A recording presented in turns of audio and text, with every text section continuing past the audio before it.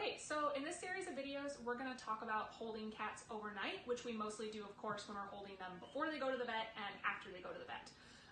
Obviously, the first thing to do is to figure out if you have a space where you can hold cats. It doesn't have to be super complicated, just any quiet space with a door will work well.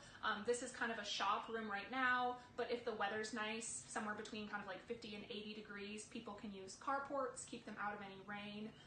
We've also had some people use a bathroom. The main things, of course, you want a space with a door so you can keep your colony or feral cats away from any children or pets in the home. That's for the safety of both the colony cats and your own pets or kids. Somewhere ideally quiet and out of the way. We don't want to stress the cats. And then also very important is a space that you can easily clean. So here I've tried to carve out some of the clutter, get a nice empty area for them. And the main thing you have to do for prep is really quite simple, but you need to put down something on the floor. Obviously, the cats are going to have to go to the bathroom at some point, and even though they have puppy pads in the bottom of their trap, normally, you know, they get their puppy pads all bunched up and in a mess. So here I've just put down puppy pads on the floor. Personally, I really like to use puppy pads because they're so easy. They have that like waterproof barrier on the bottom, and then they're very absorbent on top. But if you don't have puppy pads, you could use a combination of like plastic sheeting and a tarp with then newspaper or something absorbent on top. Definitely don't use just a tarp or just newspaper, because newspaper is too absorbent with no liquid proof, and of course if you have a tarp, if they pee, it's gonna run everywhere. Other things that might be handy to have on hand would be like a fan if it's gonna be in a carport or a room that's a little hot and the weather's hot. Or on the flip side, if it's really cold, maybe some extra blankets or towels that you can wrap over their traps to help trap in their body heat. Otherwise, prep is pretty simple.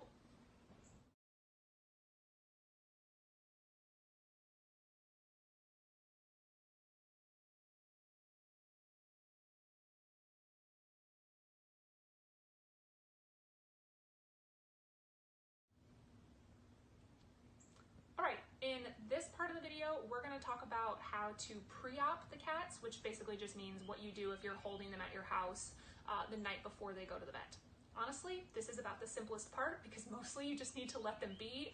Probably they're going to be kind of stressed, so you don't want like kids, people in the faces of the traps. And of course, if it's a feral cat, they could potentially scratch you or hurt you. So just let them be, keep them covered to keep them calm. That'll be low stress for them. If you want to give them a small snack, that would need to be before 9 p.m. It's really important that they go to the vet with an empty stomach because they could like basically puke it up and then choke on it and die during surgery. I'm going to talk in the next video about how you would give them a snack if you chose to do that. You would always use this divider. We'll demonstrate that next. But again, probably they don't even need a snack. If you give them one, it needs to be before 9, and at 9 p.m. any food needs to be pulled out of the trap so they don't accidentally eat anything during the night. Otherwise, the main thing to know is that every trap will have vet paperwork and a puppy pad attached to it in a little plastic binder sleeve. So just leave that there. That's for the vet. Don't mess with that. Don't take it off. So just leave them as they are. Hopefully the cats are fine. Maybe briefly check on them once, but mostly just let them alone and try to keep it as low stress as possible before they go to the vet. The actual transport to the vet, it might be a different person than the person who dropped them off, but you should always just coordinate with whoever's going to transport them to the vet. If maybe they might need help loading, so just figure out when they're going to come and then they'll come get them and take them off to the vet.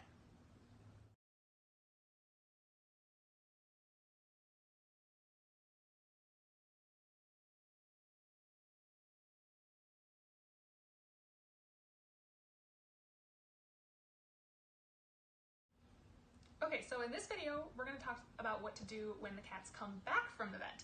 Mostly it's really the same as any other holding, pretty similar to the night before the vet. Obviously, you're going to want to put down fresh puppy pads or a nice new clean surface, because if you had them the night before they went to the vet, that area is they will have gotten pretty dirty. One thing to note is that when they come back from the vet, they should come with paperwork, like rabies certificates and things. It's really important to snag that and put it somewhere secure where you're going to remember, and make sure that it gets to our TNR coordinator, because we need to keep all that paperwork for record keeping. So watch for the papers. As before, mostly you're going to want to let the cats alone so they can have a low stress environment to kind of maybe keep waking up from their surgeries. But it is important to check on them maybe every 2 to 4 hours, especially the evening right after their surgery. it's not normal, but it can happen that they have complications after surgery. So things you would want to look for are like, are they still not waking up 4 hours after they've gotten to your house? It's normal to have a few dry blood spots on their puppy pad, but if they're still actively bleeding, that's definitely a red flag.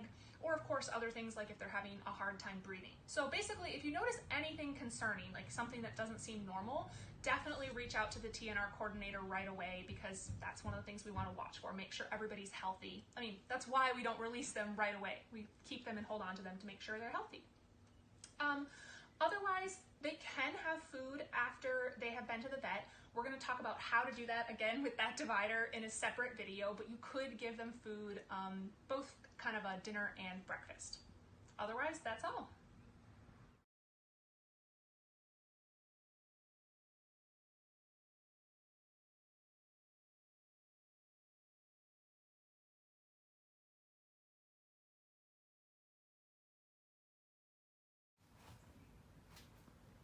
All right, so in this video, we're going to cover arguably the most complicated part about holding cats overnight.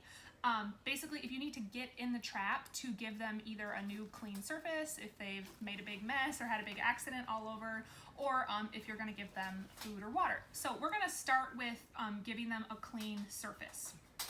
Personally, I don't like to try to put in I forgot to introduce my personal cat, Albie, who is trying to roll on his belly. This is not a feral cat. He's just here as an actor with us. He's being a goofball in the trap right now.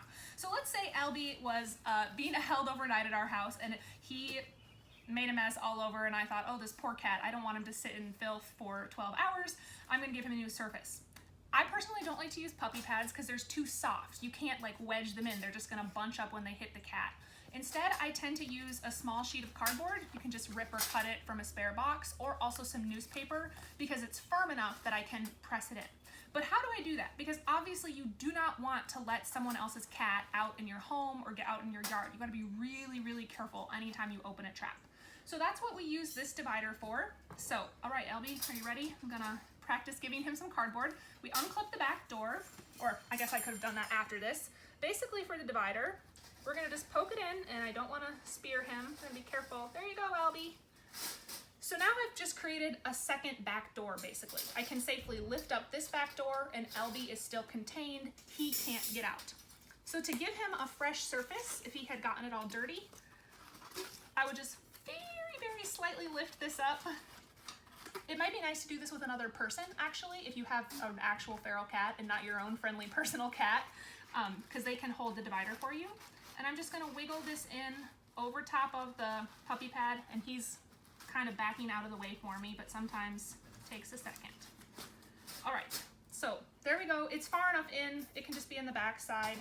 We can put back in that gate. I'm also, however, going to talk about how to feed them, because obviously if you're holding them after the vet visit, you're going to want to give them a little bit of food or water after a few hours. You can give them wet or dry food. Personally, I really like to give them wet food because then it kind of hits both food and water. I add a little bit of extra water to the dish, and they get some water and some food all in one. There are a variety of options for what you can use for containers. You could use a small disposable plate or a small disposable bowl. If you only had disposable cups, you could even cut down the cup so it was just an inch or two high.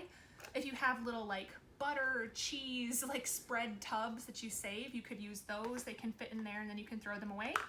Or if you're gonna do this a lot, you can get like ceramic or reusable bowls. This is actually just a small, I think, quiche pan that I got at a thrift store. So you can look at thrift stores for random tiny objects. And obviously this would need to be thoroughly sanitized after use, but we're gonna use this today for Albie. So I, as I said, like to give wet food because it includes both food and water, and then I can just have one container. I don't wanna shove a ton of stuff in their trap. I would have the divider carefully in place. I put my bowl right there. Then I'm gonna wedge in the back gate and slowly pull up on the divider. I gotta put that in. And I, of course, need to make sure that I latch the back door again. Okay, Albie, that's your reward. Do you want a little snack? All right, thanks for bearing with us. Oh, he's too confused. The most complicated part, but also the fun part, because it's fun to feed them, and they normally like a new cardboard bed to lie on too.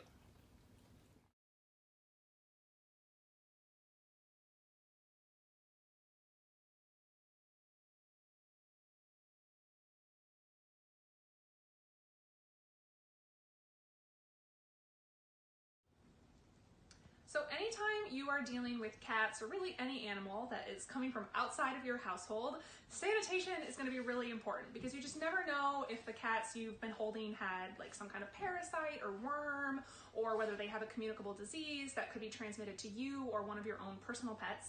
So cleanup is always really important, whether we're talking about holding the cats overnight or actually, frankly, even transporting, if you're transporting them in your car.